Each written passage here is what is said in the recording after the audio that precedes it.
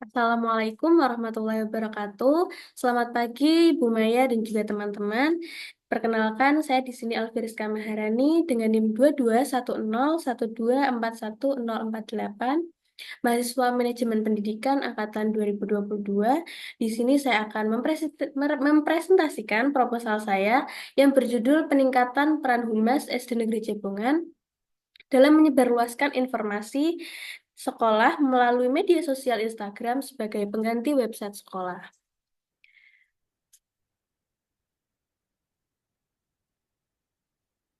Yang selanjutnya, kita masuk ke latar belakang. Jadi di SD Negeri Jabungan ini menghadapi permasalahan dalam praktik kehumasan karena tidak memiliki website resmi sebagai sarana komunikasi digital dengan publik. Meskipun sekolah telah memiliki Instagram sebagai alternatif media komunikasi, pengelolaan Instagram ini belum optimal yang ditandai dengan keterlambatan penyebaran informasi dan ketidakteraturan konten yang diposting, yang menyebabkan situasi ini menciptakan kesenjangan komunikasi antara sekolah dengan para pemangku kepentingan, khususnya orang tua siswa, dalam mendapatkan informasi terkini tentang kegiatan sekolah. Nah, untuk lampirannya, di sini sudah saya cantumkan juga jika kita searching di Google itu ketika kita searching web resmi SD Negeri Cebungan itu di sini tidak ada web resminya gitu. Langsung saja berdasarkan latar belakang di sini kita dapat mengidentifikasi 5 masalah yang dimana pertama SD Negeri Cebungan belum memiliki website resmi sebagai sarana komunikasi digital dengan publik yang menyebabkan keterbatasan dalam penyebaran informasi sekolah. Yang kedua, komunikasi sekolah cenderung bersifat satu arah dan kurang responsif terhadap kebutuhan informasi yang beragam dari berbagai kelompok stakeholder. Yang ketiga, terdapat kesenjangan antara praktik kehumasan ideal, yaitu komunikasi simetris dua arah dengan kondisi aktual di SD Negeri Jabongan. Yang keempat, sebanyak 75% orang tua siswa mengalami kesulitan mendapatkan informasi terbaru tentang kegiatan sekolah karena keterbatasan saluran komunikasi yang ada. Dan yang terakhir adalah pemanfaatan media sosial sebagai saluran komunikasi utama dan pengganti website sekolah belum dioptimalkan. Meskipun 88% orang tua siswa ini sudah memiliki akun media sosial yang aktif. Dan berdasarkan ide kelima, masalah yang sudah diidentifikasi tadi, di sini kita bisa membatasi permasalahan yang di mana penelitian ini dibatasi pada peningkatan peran Humas SD Negeri Cepongan dalam menyebarluaskan informasi sekolah melalui pemanfaatan media sosial sebagai pengganti website sekolah. Lanjut ke fokus masalah, di sini saya memiliki 3 fokus masalah. Yang pertama ada apa saja kendala dan upaya yang dapat dilakukan dalam meningkatkan peran Humas SD Negeri Cebongan untuk menyebarluaskan informasi sekolah melalui media sosial. Yang kedua, bagaimana strategi Humas SD Negeri Cebongan dalam mengoptimalkan komunikasi dua arah dengan stakeholder melalui platform media sosial. Dan yang ketiga adalah bagaimana pemanfaatan media sosial sebagai saluran komunikasi utama dan pengganti website sekolah dalam penyebarluasan informasi di SD Negeri Cebongan. Berdasarkan fokus masalah tersebut, kita juga bisa menyimpulkan tujuan penelitian yang di sini juga terdapat 3 tujuan penelitian. Yang pertama adalah menganalisis kendala dan upaya yang dapat dilakukan untuk meningkatkan peran Humas SD Negeri Cebongan untuk menyebarluaskan informasi sekolah melalui media sosial, lalu juga mengidentifikasi strategi Humas SD Negeri Cebongan dalam mengoptimalkan komunikasi dua arah dengan stakeholder melalui platform media sosial, dan yang ketiga adalah mendeskripsikan pemanfaatan media sosial sebagai saluran komunikasi utama dan pengganti website sekolah dalam penyebarluasan informasi di SD Negeri Cebongan. Nah, selanjutnya ada manfaat penelitian yang dibagi menjadi 2, ada manfaat teoritis dan juga manfaat praktis. Untuk manfaat teoritis sendiri, ini di sini penelitian ini dapat menjadi kajian empiris tentang penerapan komunikasi dua arah melalui media sosial di tingkat sekolah dasar, khususnya dalam kondisi keterbatasan website sekolah. Untuk manfaat praktisnya, di sini ada 4 pihak yang akan mendapatkan manfaatnya atau merasakan dampak dari penelitian ini. Yang pertama ada bagi SD Negeri Cepungan itu sendiri, yang kedua bagi Humas SD Negeri Cepungan, yang ketiga bagi orang tua siswa, dan yang keempat adalah bagi sekolah dasar atau SD lain di sekitar SD Negeri Cepungan.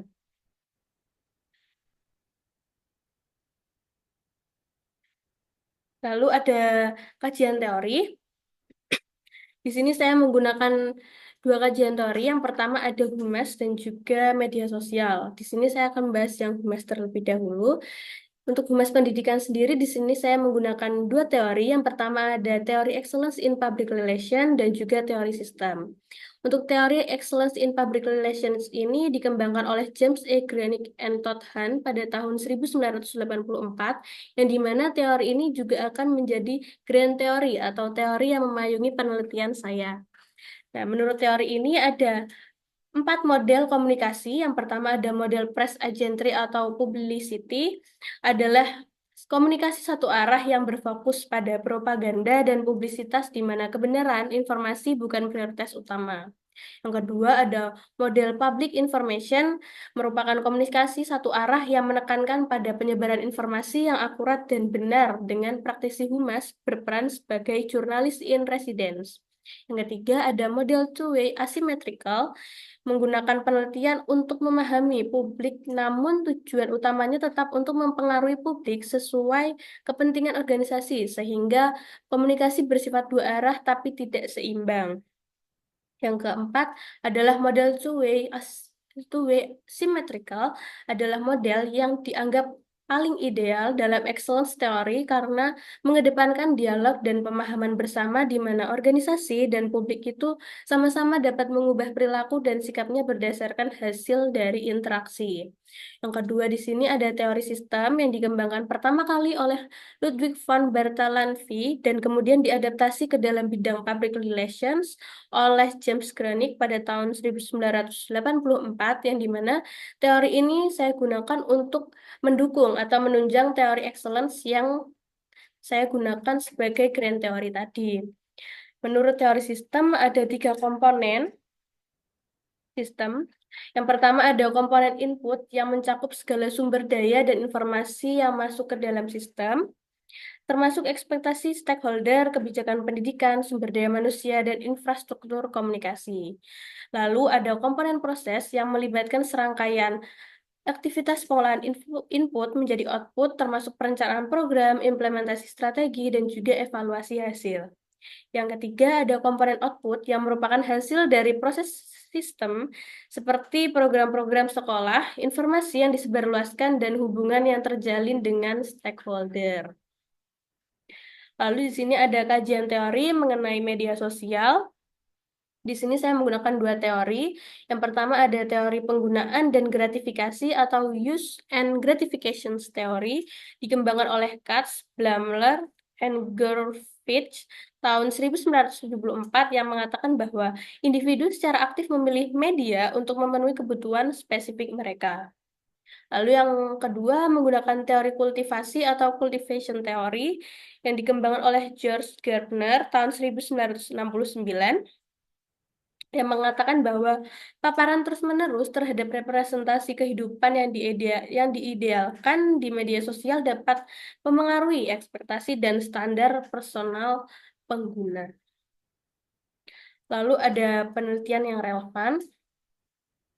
Di sini saya menggunakan dua penelitian. Yang pertama itu mengenai pemanfaatan media sosial dalam manajemen hubungan masyarakat sebagai upaya meningkatkan partisipasi masyarakat di era pandemi, dari Agustini tahun 2022.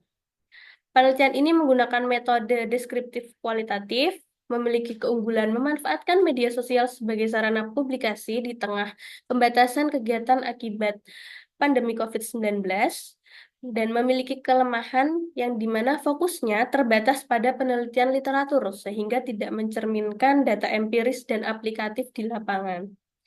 Perbedaan penelitian ini dengan penelitian yang akan saya lakukan adalah fokusnya, yang dimana penelitian yang dilakukan oleh Agustini ini berfokus pada pengelolaan kehumasan untuk menjaga keterlibatan publik di masa pandemi. Untuk persamaannya dengan penelitian yang akan saya lakukan adalah sama-sama menggunakan metode deskriptif kualitatif.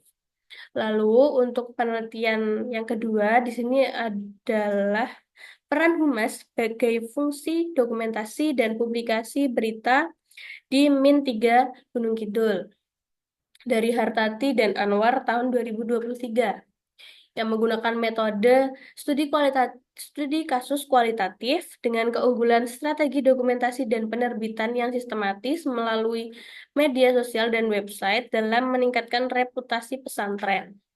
Namun memiliki kelemahan pada terbatasnya lokasi yang strategis dan minimnya fasilitas dokumentasi sehingga menghambat optimalisasi rencana publikasi.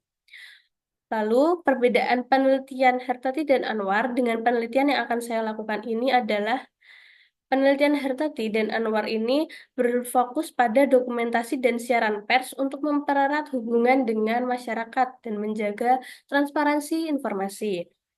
Sementara persamaannya, di sini saya dengan penelitian yang dilakukan oleh Hartati dan Anwar adalah sama-sama memanfaatkan media sosial sebagai sarana penyebarluasan informasi atau berita. Berikut adalah kerangka pikir saya yang bermula dari peran Humas SD Negeri Cebungan yang belum optimal dalam digital komunikasi, yang dimana sesuai data di lapangan itu mereka tidak memiliki website resmi, namun mereka memiliki media sosial yaitu Instagram.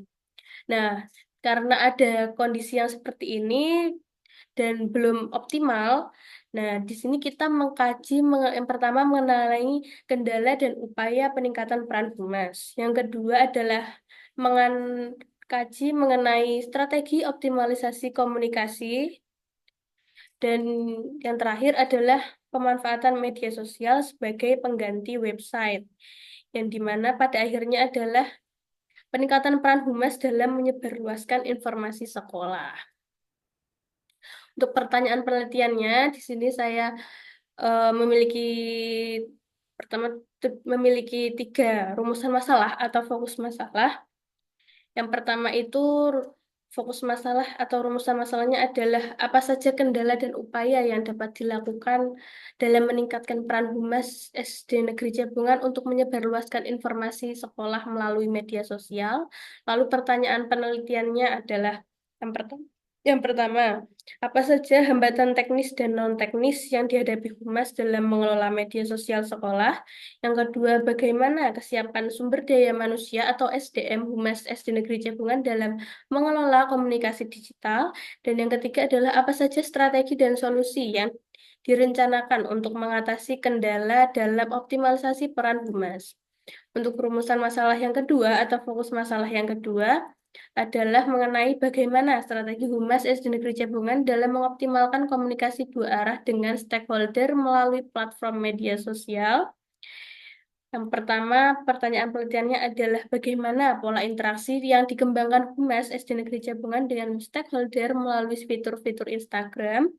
Lalu, apa saja bentuk keterlibatan stakeholder yang diharapkan dalam komunikasi melalui media sosial sekolah? Lalu juga ada bagaimana sistem monitoring dan evaluasi yang diterapkan untuk mengukur keberhasilan komunikasi dua arah dengan stakeholder. Lalu di sini ada rumusan masalah ketiga atau fokus masalah yang ketiga mengenai bagaimana pemanfaatan media sosial sebagai saluran komunikasi utama dan pengganti website sekolah dalam penyebarluasan informasi di SD Negeri Cebongan dengan pertanyaan penelitian yang pertama, bagaimana proses perencanaan konten dan jadwal posting yang dilakukan Humas SD Negeri Cebongan dalam mengelola media sosial Instagram?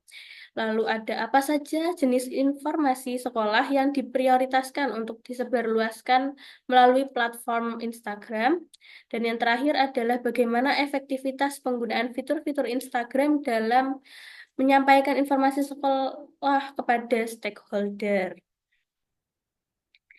Lalu di sini juga ada jenis penelitian. Jadi penelitian yang akan saya lakukan ini menggunakan merupakan penelitian kualitatif yang menggunakan pendekatan deskriptif yang memiliki tujuan untuk memahami fenomena yang dialami oleh subjek penelitian secara holistik yang berfokus pada mengeksplorasi secara komprehensif peran humas dalam mengoptimalkan penggunaan media sosial sebagai sarana penyebaran informasi sekolah di SD Negeri Cepongan.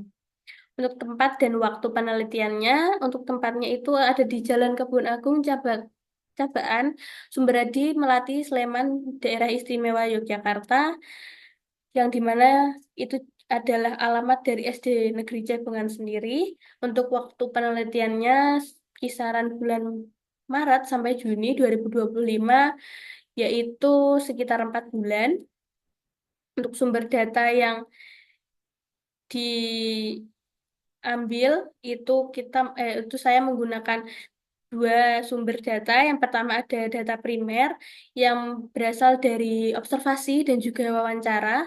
Lalu untuk data sekundernya itu melalui dokumen-dokumen sekolah. Untuk teknik pengumpulan datanya, di sini saya menggunakan 3 teknik. Yang pertama melalui observasi, wawancara, dan juga studi dokumen. Untuk keabsahan datanya, saya menggunakan triangulasi, yang dimana di sini dibagi menjadi 3, ada triangulasi metode, triangulasi sumber, dan juga triangulasi waktu. Untuk teknik analisis datanya, sesuai dengan teori Miles, Huberman, dan juga Saldana, di sini ada 3. Yang pertama ada kondensasi data atau data condensation. Yang kedua ada penyajian data atau data display. Dan yang ketiga ada penarikan kesimpulan atau conclusion drawing or verification. Mungkin sudah presentasi saya. Terima kasih atas perhatiannya. Semoga hasilnya juga mungkin bisa memuaskan. Selamat siang. Wassalamualaikum warahmatullahi wabarakatuh. Waalaikumsalam warahmatullahi wabarakatuh. Oke, mungkin bisa bisa bisa. Mas tapi, mas kan